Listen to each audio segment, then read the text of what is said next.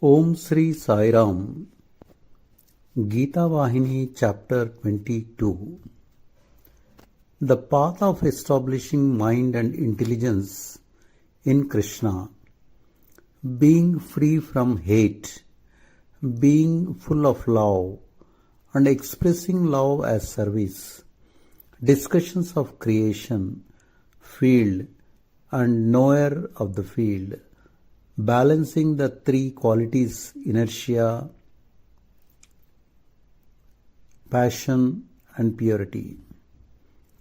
Arjuna questioned further, on the basis of Krishna's answers, you described the characteristics of the votary of the formful Saguna aspect of Godhead. You said that people with such characteristics are yogis. I am indeed happy to know all this, but just as the votaries of the form have characteristics, the votaries of the attributeless Nirguna Godhead must also have characteristics by which they can be recognized, right? Please tell me about them, I would like to know. At this, Nanda Kumara of lovely form replied, Arjuna, the votaries of the characterless aspect must acquire full control of their senses. Next, they must be unaffected by circumstances. Third, they must be of service to others in distress. Such will be the nature of the worshippers of the imperishable Akshara. Readers might therefore infer that the characteristics of the votaries of the formful and formless or imperishable aspects of Godhead are all identical. Arjuna was overjoyed at Krishna's reply and exclaimed, Now I have clearly understood this point, but I want you to tell me how I ought to proceed, how I must act to win the Lord's grace, and fell at the feet of Krishna. Narayana lifted Nara, man Arjuna, and said this to him, Arjuna, you don't need now to acquire the characteristics of either of these. They are not within easy reach. I shall tell you of the path that is easier than these two. That path will surely confer on you my grace. This is that path. Establish your mind and intelligence in me. If you cannot accomplish this and find it difficult, give up your egotism and carry on activities that are moral and holy. If even this is too difficult, give up attachment to the fruits, the consequences of all your acts, and offer them as deeds for Krishna. Offering your acts to me should not be a mere vocal exercise. Take care that you offer them by thought, word, and deed, as they say. Do you feel that even this is behind you? Then you will be made aware of the aftermath. After saying this much, Krishna sat silent for a while. Take note of this. The aspirant for grace must have before the mind the act and not its consequence, beneficial or otherwise. That is why Gopala said that wisdom, jnana, is superior to steady practice. Meditation is superior to wisdom. And the giving up of attachment to the consequences of your acts is superior to meditation. Such non-attachment, Krishna said, will confer peace, shanti. Devotion and hate are as fire and water. They cannot dwell together. I love those who feel no difference between grief and joy, affection and dislike, good and bad. If hate in whatever form is Howsoever slight a quantity resides in the heart, that person cannot be a devotee. The devotee must be convinced that all this is God, Vasudeva, Sarvam Idam. That is to say, one's own Atma is everywhere in everything. This truth must be realized, acted upon, and experienced. Hating another is hating oneself. Scorning another is but scorning oneself. Finding fault with another is finding fault with oneself. Krishna continued. Readers must be troubled by a doubt on this point. Can the mere absence of hatred or contempt of another endow one with the full consciousness of the truth of all this is God? No. The mere absence of hate, etc., cannot secure the dweller within and the bliss of recognizing Him. That will not win the grace of the Lord. The task of the farmer who cultivates the crop is a good example of this. If you pay attention to this, the truth will be known and doubts will vanish. Before sowing the seed on a plot of land, the farmer removes all the wild growth, the bush, the scrub, and other small growths. But that is not enough to bring the harvest home. The plot has to be ploughed and partitioned, watered, and made ready for the sowing. Then the sprouts have to be fostered and guarded into maturity until the crop ripens and can be collected and guarded in the granary. Similarly, the thorny bushes of the affection, hate, envy, pride, etc. have to be uprooted from the region of the heart, and the field has to be ploughed by means of good deeds. Then the saplings of bliss, Ananda, have to be planted therein.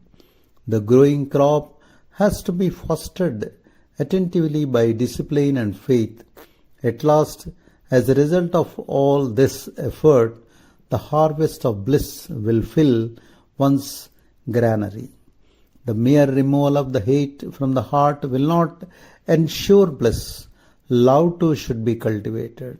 That is to say, uproot hate and plant love. Hill and ant hill, tree and twig, mud and mountain.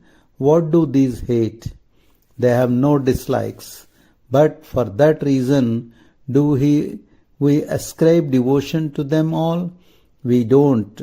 For that would be absurd. The devotee must first be free from hate and full of love.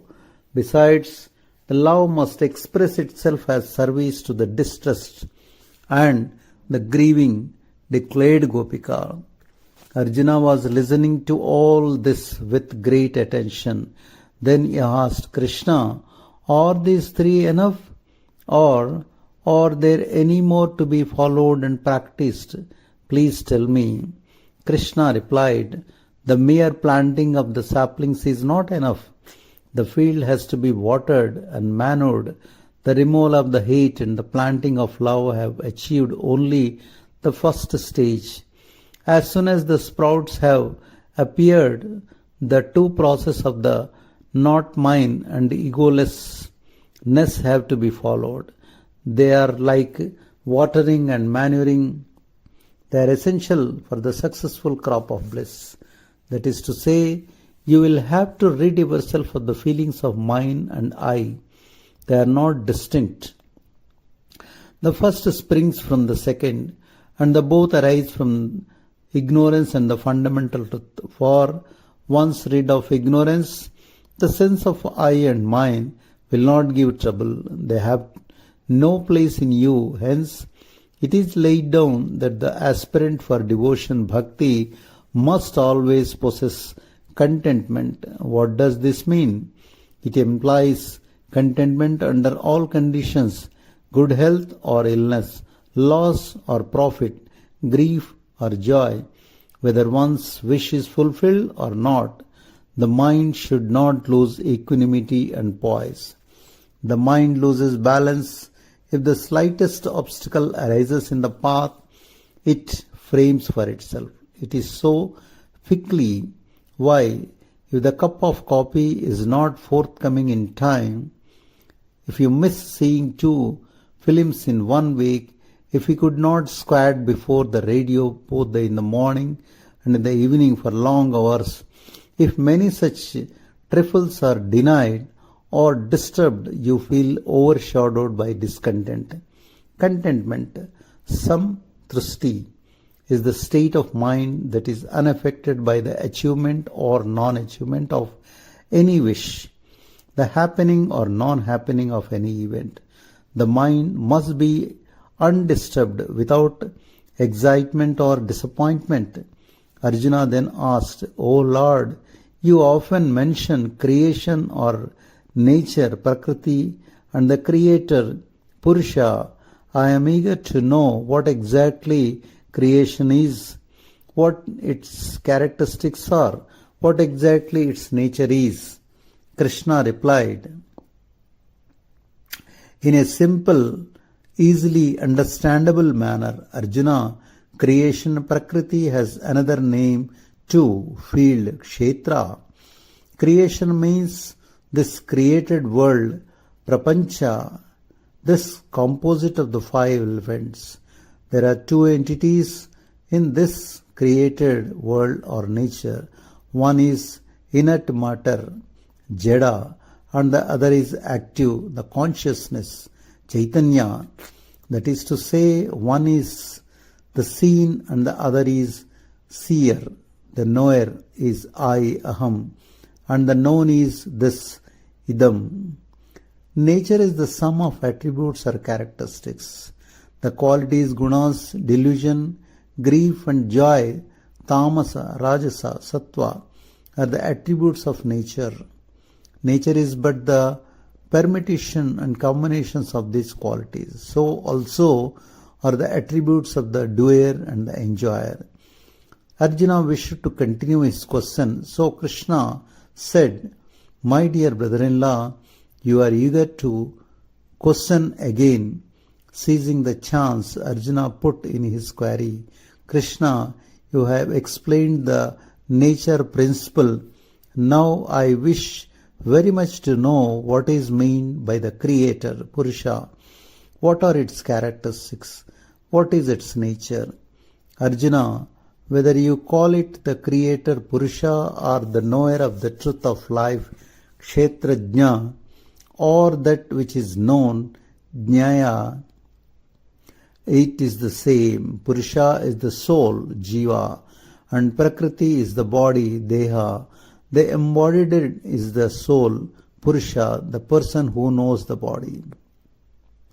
The body has also a number of names, each having a significant meaning. It is the body, Sharira, because it wastes away. The body, Deha, because it is liable to be burned. The soul is that which activates the body and becomes aware of its limitations. Arjuna was pestered by doubt at this answer, so he started another series of questions. Krishna, how did this wasting and destructible body come to be called the Kshetra? Arjuna was indeed a clever listener. Krishna answered him with a great deal of patience. Krishna replied, it is through this body that merit can be acquired by engaging in various beneficent activities. The body is the vehicle for earning spiritual wisdom or the universal vision. The body leads you on to the liberation itself. It is the repository of such great achievements. So it is called Kshetra. Kshetra means an armor, for it protects and guards the soul, Jivi, from harm. Another meaning for Kshetra is field, a meaning that is full of significance. Whatever seeds are sown or saplings planted in the field, the harvest depends on their nature and quality. The body is the field, the soul is the protector, and the field and crop. Sowing the seeds of meritorious deeds, one reaps joy and happiness. Sowing the seeds of sin, one reaps the harvest of grief and worry. Sowing the seeds of wisdom, one garners the harvest of moksha, that is liberation from the bondage of birth and death. Just as the farmer knows the nature and characteristics of the field, the protector of the field, kshetrajna, the soul, must know the nature and qualities of the body. The only difference between the words kshetra and kshetrajna is the syllable jna. It means jnana, the one who knows the knower. So the one who knows the field or the body, its excellences and deficiencies, is the kshetrajna. That which has no such knowledge, the inner material thing, that is the kshetra. Krishna, Arjuna asked, of what benefits is it to know these two entities, body kshetra and knower of the body kshetrajna? Krishna laughed. What a foolish question to ask. By inquiring and knowing about the nature of the kshetra, one's grief is destroyed. By knowing about the nature of the knower of the body kshetrajna, this bliss, ananda, is acquired. This bliss is also designated as moksha or liberation. Krishna then relapsed into silence. But Arjuna, who is the representative of all mankind on the battlefield between the higher and the lower impulses, prodded him further. Krishna, who experiences both the destruction of grief and the attainment of bliss, is it the soul or the body? Please elucidate. Krishna replied, Arjuna, the body kshetra is associated with the attributes dullness, tamas, passion, rajas, and purity, sattva. So, the soul, when in contact with the body and when it identifies itself with the body, imagines that it is experiencing grief and joy, which are the consequences of those attributes. The soul or knower of the field has no real relationship with the attributes. The soul is just a witness. When iron is in contact with fire, it has the power of scalding, but it is not iron that scalds, it is the fire. Through contact with nature, the soul appears as the doer and experiencer. Therefore, it is not proper to infer that the soul is having grief and joy simply because it occupies the body, which is the vehicle of the attributes gunas. The earth sustains and helps the seed to grow into a tree or to decline.